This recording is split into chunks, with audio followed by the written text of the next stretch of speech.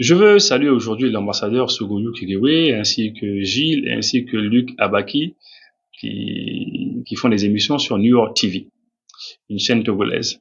Alors l'autre jour, je suis tombé sur un élément de l'ambassadeur Kigewe Sugoyou qui disait que bon, les civils ne sont pas forcément plus intelligents que les militaires. Et là, je suis entièrement d'accord avec lui. On va l'écouter. Gilles, tu as été à l'école avec des camarades qui sont devenus militaires. C'est quand ils sont devenus militaires qu'ils sont moins intelligents pour diriger le pays, ou bien c'est quand tu étais avec eux à l'école? En quoi toi, aujourd'hui, journaliste, tu peux prétendre diriger un pays et le militaire qui était à l'école avec toi, tu dis non, non, non, les militaires ne sont pas bons pour diriger le pays. C'est quoi cette pagaille-là? Vous voyez, je suis entièrement d'accord avec ce qu'il dit, parce que c'est des concepts qu'on a mis dans la tête des gens, c'est des choses qu'on a mises dans la tête des gens. On leur dit non, ne permettez pas que les militaires prennent le pouvoir chez vous. Mais est-ce que vous vous êtes déjà posé la question, pourquoi est-ce qu'on ne veut pas permettre aux militaires de prendre le pouvoir et puis de diriger le pays? Pourquoi on ne veut pas? C'est vrai, certains vont dire, bon voilà, parce que ceux qui nous ont mis ces concepts-là dans la tête, c'est des gens qui ne veulent pas qu'il y ait des coups d'État chez nous. Ils veulent pas qu'il y ait de renversement de régime chez nous, donc ils disent, bon, on veut pas les militaires au pouvoir. Ce n'est pas, c'est selon la plupart des gens, c'est pour éviter qu'il y ait des renversements de régime. C'est pour ne pas encourager les renversements de régime. C'est la raison pour laquelle on dit qu'il ne faut pas de militaires au pouvoir. Mais est-ce que réellement c'est ça la cause? La cause réellement ce n'est pas ça. Parce que ceux qui vous disent, les États impérialistes qui vous disent, ah, on veut pas de militaires au pouvoir parce qu'il y a ceci, il y a cela, ça va les encourager, ils vont toujours renverser le régime, etc. Ceux qui vous disent cela, eh bien, souvent et très souvent, ils sont à la base eux-mêmes des coups d'État. C'est clair. L'histoire et l'expérience a montré que très souvent, c'est eux-mêmes qui fomentent les coups d'État, ils les préparent, ils font tout pour que certains militaires prennent le pouvoir. Alors, donc dans ces cas-là, quel est le vrai problème? Le vrai problème, c'est que le militaire, ils ne veulent pas de militaires à la tête de nos États. Pourquoi? Parce qu'ils savent que les militaires, c'est des gens qui sont imprévisibles. C'est des gens qui ont le sang chaud. Quand ils prennent le pouvoir, ils peuvent tout casser, tous les accords qu'il y a, tous les protocoles qu'il y a, toutes les ententes qu'il y a eu entre notre pays et d'autres pays, ils peuvent tout casser. Par exemple, c'est des militaires qui peuvent venir dire que bon, tous les accords qu'il y a, les accords miniers en termes de ressources minières, etc., ils peuvent tout remettre en cause. Oui. Alors que beaucoup ne le feront pas forcément. Beaucoup ne le feront pas forcément. Les militaires peuvent venir remettre en cause les accords de défense. Ils vont dire, bon, l'accord de défense là qui est entre un tel pays, c'est fini, on enlève. Alors, ces grandes réformes que ces militaires sont capables de faire, ça fait peur aux États impérialistes parce qu'ils savent que c'est des gens qui peuvent tout bousculer d'un seul coup. Voilà. Et surtout que, comme je l'ai dit au début, c'est des gens ils sont imprévisibles, hein. Ils ne sont pas forcément contrôlables, bien que l'expérience aussi a montré qu'il y a beaucoup de militaires qui ont pris le pouvoir et qui ont été contrôlés par les États impérialistes, qui ont fait l'affaire des États impérialistes. Vous voyez. Alors c'est ça. Alors qu'est-ce qu'il faut retenir? Ils nous ont toujours dit, on ne veut pas de militaires à la tête de vos États. Sinon, si les militaires, vous les acceptez, si les militaires prennent le pouvoir, il va y avoir un problème. Parce qu'après, les militaires vont toujours venir renverser le régime et puis essayer de se positionner. C'est ce qu'on vous dit. Alors que dans la réalité, c'est pas ça. Dans la réalité, c'est que eux-mêmes, qui vous disent qu'ils veulent pas des militaires à la tête de nos États, eux-mêmes, parfois, ils font venir des militaires à la tête de nos États, suite à des coups d'État, etc. Mais, il y a des militaires qu'ils aiment. Tout militaire qui fait leur affaire, eh bien, ça, c'est un militaire qui peut diriger le pays. Tout militaire qui ne fait pas leur affaire n'est pas un militaire qui peut diriger le pays. Voilà, c'est simplement cela. Voilà, ça, il faut comprendre cela. Alors, si à la tête de votre État, vous avez un militaire, s'il fait l'affaire des États impérialistes, les contrats juteux, etc., les accords et tout passe comme ça, comme un couteau dans le beurre, il n'y a pas de problème. Ils vont accepter ce militaire-là. Mais les militaires maintenant qui vont dire, ah non, non, non, ceux qui vont amener un bouleversement dans l'ordre qui a été établi, eh bien là, ils ne seront pas d'accord. C'est la raison pour laquelle ils ne veulent pas de militaires à la tête de nos États. Parce qu'ils ne sont pas sûrs que leurs intérêts seront sauvegardés par ces militaires-là qui vont venir. Voilà. Donc ça, il faut comprendre cela. C'est la raison pour laquelle il y a des militaires qu'ils aiment, hein, qu'on appelle président, chef d'État, etc. Mais il y a des militaires qu'ils n'aiment pas, qu'on appelle junte. Voilà. Alors, sachez que ceux qu'ils appellent la junte, c'est ceux qui aiment leur pays, généralement, oui, et c'est eux qui font surtout l'affaire de leur pays très souvent. Bien que parfois, il y a quelques exceptions où certains peuvent être amis avec les États impérialistes, mais continuent aussi de faire l'affaire de leur pays. Voilà, donc ça c'est important que les gens comprennent cela. C'est la raison pour laquelle je suis entièrement d'accord avec l'ambassadeur Sogoyou Kegewe quand il dit que un civil n'est pas forcément plus intelligent qu'un militaire. Hein. On a tous fait l'école ensemble. On a vu qu'il y a beaucoup de civils qui sont devenus des militaires. Et quand ils étaient civils, ils étaient très intelligents. Quand ils sont devenus militaires, ils sont très intelligents aussi. Ah, c'est très clair. Oui. Donc, et puis dans le monde, quand on regarde le monde, on se rend compte que bon, voilà, il y a beaucoup de pays qui ont été dirigés par les militaires, et ces militaires ont eu à bouleverser, à créer de grands bouleversements dans leur pays, des bouleversements qui ont été très favorables à ces pays-là. On a vu Paul Kagame qui est un exemple.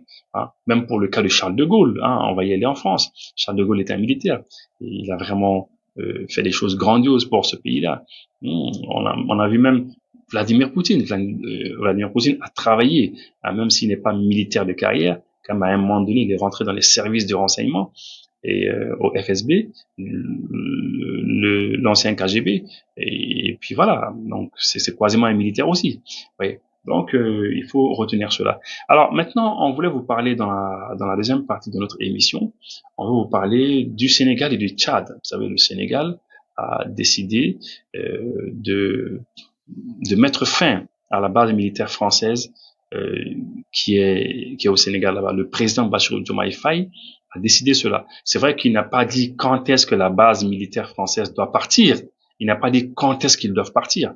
Hein, mais il a quand même dit aux journalistes français que bon, voilà, de la manière dont ce journaliste français et de la manière dont les Français n'aimeraient pas qu'il y ait des militaires sénégalais en France, eh bien, c'est réciproque. Les Sénégalais aussi ne veulent pas de base militaire française chez eux.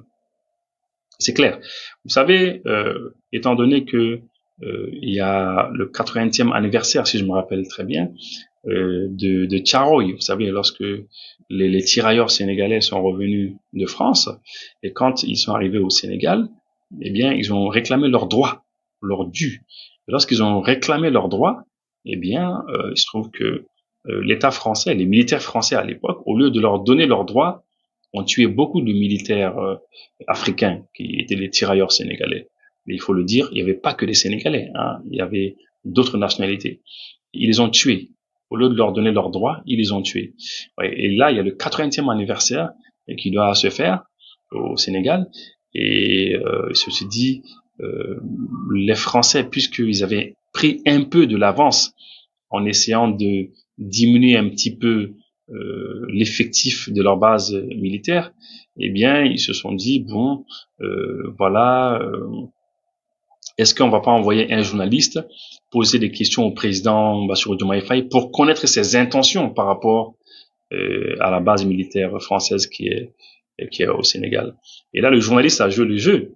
Et Bassirou Diomaye Faye, il a dit clairement, il a dit, écoutez, nous, le Sénégal, de la manière dont vous, les Français, vous n'allez pas accepter qu'il y ait des bases militaires sénégalaises en France, nous aussi, on ne peut pas l'accepter. Maintenant, quand le moment va venir pour leur dire de partir, bah, on va informer qui de droit. Voilà. Donc, ça veut dire que les Sénégalais veulent le départ de la base française qui est là-bas. Voilà. Ces bases françaises, il faut le dire, dans nos différents pays, pourquoi est-ce que depuis l'indépendance, avant les indépendances, pendant la décolonisation jusqu'à maintenant, pourquoi est-ce que 66 ans après nos indépendances pratiquement, pourquoi est-ce que faudrait-il qu'il y ait encore des bases militaires françaises chez nous? C'est pour deux raisons principalement. Pourquoi la France maintient ses bases militaires ici en Afrique? C'est pour deux raisons.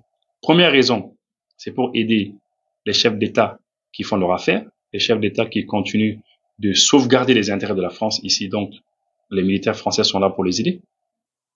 Voilà.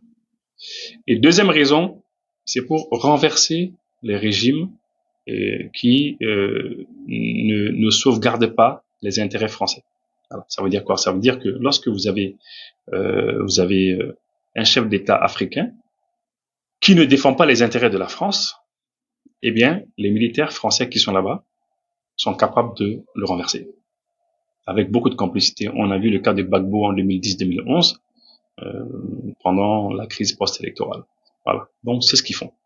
Alors maintenant, les Sénégalais ont compris. Il faut qu'ils partent. Et il se trouve qu'il y a le Tchad aussi qui a mis fin à l'accord de défense. À l'accord de défense avec la France.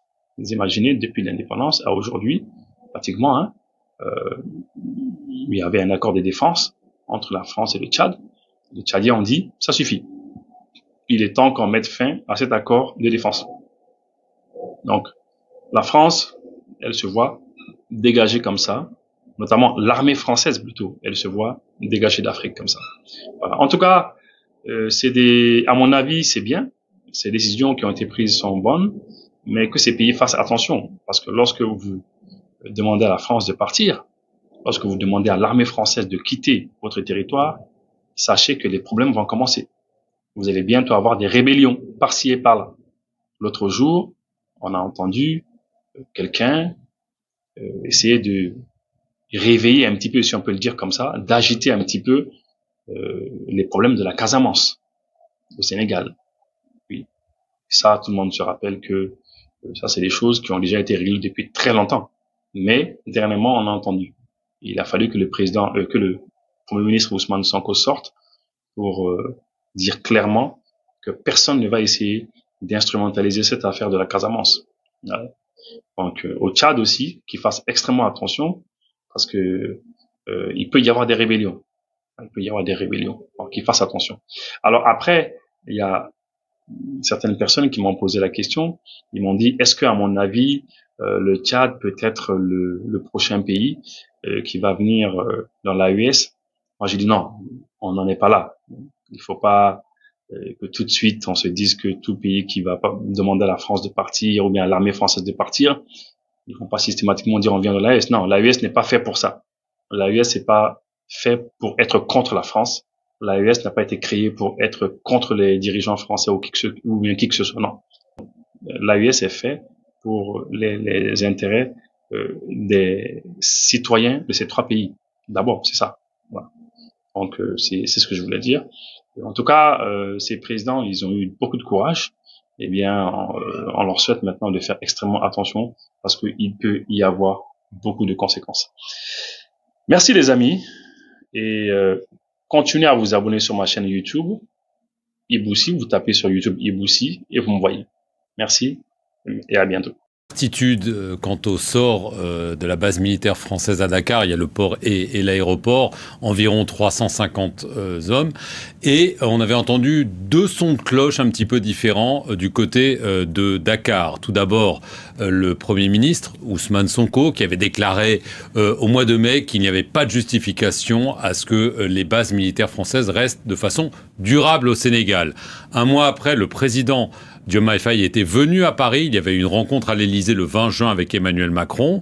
Et d'après l'envoyé spécial d'Emmanuel Macron pour la reconfiguration du dispositif militaire, Jean-Marie Bockel, qui assistait à cette réunion, le président Macron a demandé à son homologue sénégalais « Est-ce que vous voulez fermer la base, oui ou non ?» Ce à quoi le président sénégalais lui a répondu « Laissez-nous le temps d'y réfléchir ». Et visiblement, le temps de la réflexion est terminé. La décision a été prise en haut lieu à Dakar de vouloir fermer cette base. Alors, le calendrier n'est pas encore établi. Évidemment, on dit qu'on veut maintenir un partenariat, mais du côté de Paris, on espérait quand même pouvoir maintenir cette base, passer de 350 hommes à 100. Dorénavant, il semble que la porte se soit définitivement fermée. Donc, c'est vrai que cette base, qui existe déjà depuis très très longtemps à Dakar, devrait fermer bientôt.